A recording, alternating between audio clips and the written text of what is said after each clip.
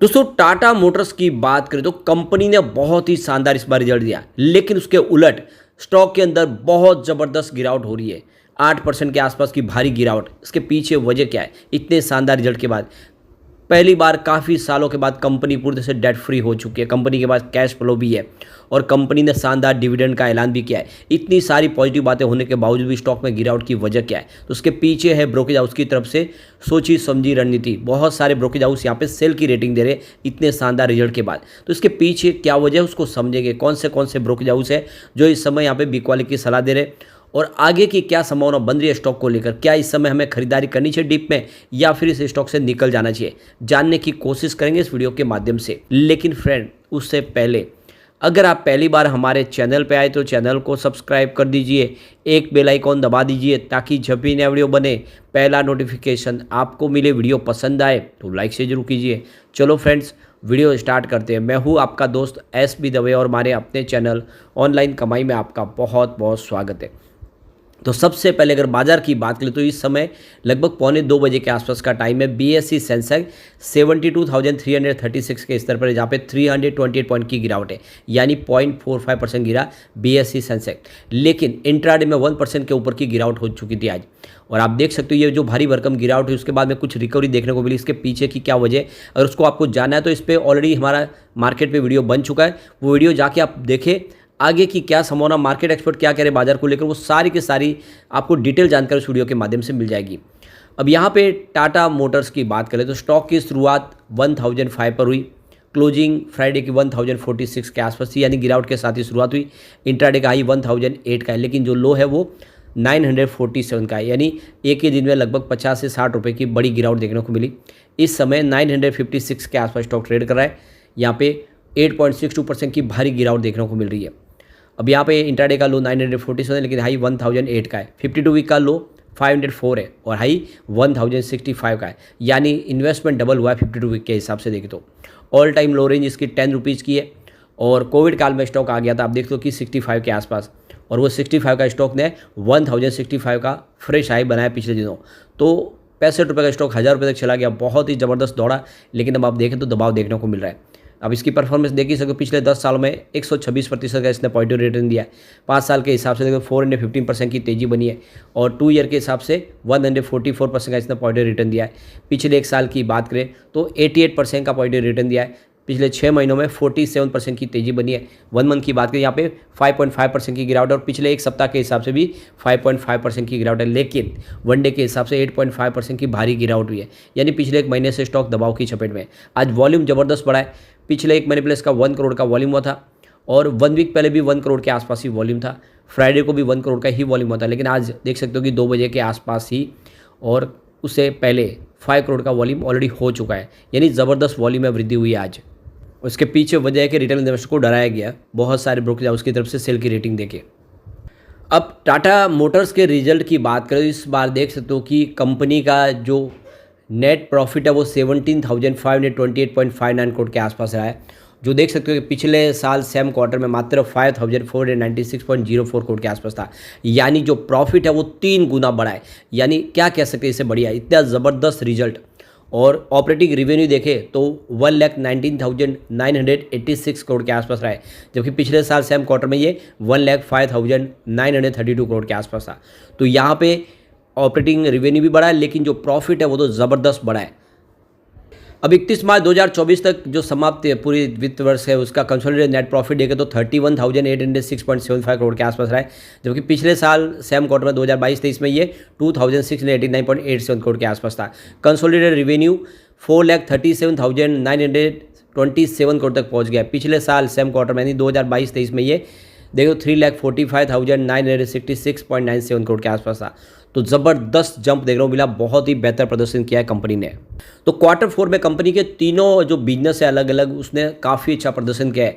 British company Jaguar land rover ने भी financial 2024 में एक बार फिर से रिकॉर्ड प्रदर्शन किया है और कंपनी का जो राजस्व है उसमें 7.9 अरब पॉइंट के आसपास रहा है, जो पिछले साल सेम क्वार्टर से 11% की वृद्धि दिखा रहा है।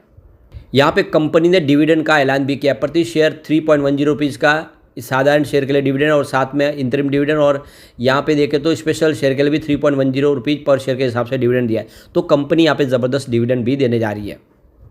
तो यहाँ पे देखो कि बेहतर ऑपरेटिंग मार्जिन, कमोडिटी की अनुकूल कीमतें और सभी सेगमेंट में मजबूत वॉल्यूम ग्रोथ के चलते कंपनी ने अपना प्रॉफिट बढ़ाने में बहुत उसकी मदद मिली, और रिवेन्यू इस दौरान सालाना पर 13% की वृद्धि के साथ काफ़ी शानदार 1.2 लाख करोड़ के आसपास है। ब्रोकर फर्म इस रिजल्ट के बाद भी मिला जुला नजरिया ही बता रही है। तो यहाँ पे देख दो कि बहुत सारे ब्रोकरेज फर्म ने इस रिजल्ट के बाद में जो रिपोर्ट साझा की है उसमें यहाँ पे देख दो कि बहुत सारे ब्रोकरेज हाउस ने ज़बरदस्त झटका दिया है। गोल्डमैन सेज, मॉर्गन स्टैनली और नोमुरा ने टाटा मोटर्स के शेयरों की रेटिंग को घटा दिया है। या दूसरी तरफ सिटी ने तो रेटिंग ही सस्पेंड कर दी है और इसी ने पूरा माहौल बिगाड़ दिया है। तो ये जो ग्लोबल ब्रोकरेज हाउस है ये लगातार अच्छे रिजल्ट के बाद में भी ऐसे ही शेयर के बारे में भविष्यवाणी करते हैं और जिससे शेयर की प्राइस नीचे आते हैं और फिर वो खुद खरीदारी कर लेते हैं। तो ये रणनीति हर बार होती है, चाहे कितना भी शानदार रिटर्न कंपनी दे, और इनका जो एक ही पैमाना होता है कि रिजल्ट अच्छे नहीं है, उसमें से देख सकते हो कि कोई ना कोई नुक्स निकाल के रिजल्ट को ख़राब करने की कोशिश करते हैं। और आप देख सकते हो कि यही बात होती है कि इस बार लोग उसमें भ्रमित होकर फंस जाते हैं और अपने शेयर बेच देते हैं जहाँ पे खरीदारी का मौका होता है एक्चुअल में। अब यहाँ पे देख सकते हो कि टाटा मोटर्स को लेकर पेट्रेल कैपिटल रिसर्च के एनालिस्ट कलीम खान ने कहा है कि टाटा मोटर्स चार्ट पैटर्न में मजबूत दिख रहा है और असेंडिंग ट्रायंगल का ब्रेकआउट चार्ट पैटर्न फिल हो रहा है और आने वाले दिनों में स्टॉक नई हाई लेवल को छू सकता है। कलीम खान ने टाटा मोटर्स के लिए अगले 2 महीने में अवधि में 1250 के टारगेट की सलाह दी है, यानी 1250 तक स्टॉक जा सकता है। 990 का स्टॉप लॉस लगा के इसमें आप खरीदारी करें और यह स्टॉक आने वाले इसमें एक अच्छी संभावना दिखा सकता है। लेकिन सबसे जो बड़ी बात है कि जो स्टॉप लॉस है वही आज हिट हो गया और इसके पीछे वजह है बड़े बड़े ब्रोकरेज हाउस की तरफ से दिए गए सेल के टारगेट, और इसीलिए ऐसे स्टॉक में आप स्टॉप लॉस लगा के काम न करें बल्कि नजरिया लॉन्ग टर्म का लेकर निवेश के बारे में सोचें।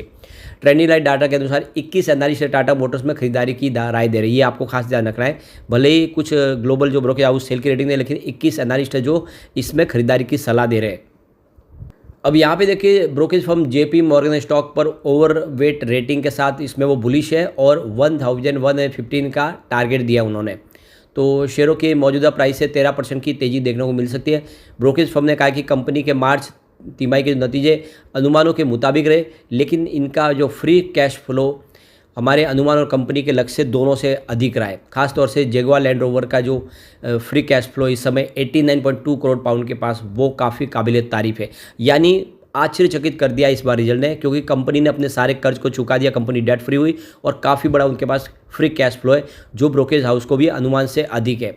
जेफरीज ने यहाँ पे देख सकते हो कि 1250 के टारगेट के साथ खरीदारी की सलाह दिया है और ब्रोकरेज फर्म ने कहा है कि नेट ऑटोमेटिव कर्ज तिमाही में 45% की गिरावट आई है, पिछले 6 सालों में निचले स्तर पर है।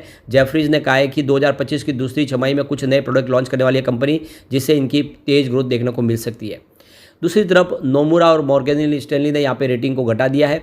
नोमुरा ने टाटा की रेटिंग को घटा के जो बाय से घटा के न्यूट्रल कर दिया है और जेएलआर ने मांग में कंपनी का जो कहा है कि जेएलआर के बिजनेस में इनके डिमांड आगे जाके कम हो सकती है, यानी जो बिजनेस इस समय दिख रहा है उससे कम हो सकता है। ब्रोकरेज ने कहा कि पैसेंजर व्हीकल सेगमेंट में ग्रोथ की इंडस्ट्री में बेहतर रह सकती है और कमर्शियल व्हीकल ग्रोथ में थोड़ा सा संभावना पॉजिटिव दिख रही है। दूसरी तरफ मॉर्गन स्टैनली ने स्टॉक की जो रेटिंग थी ओवरवेट से घटाकर उसको इक्वल वेट कर दिया है और कंपनी की तरफ से खुद बताया गया 2025 की शुरुआत धीमी रहने का अनुमान जताया है मैनेजमेंट ने।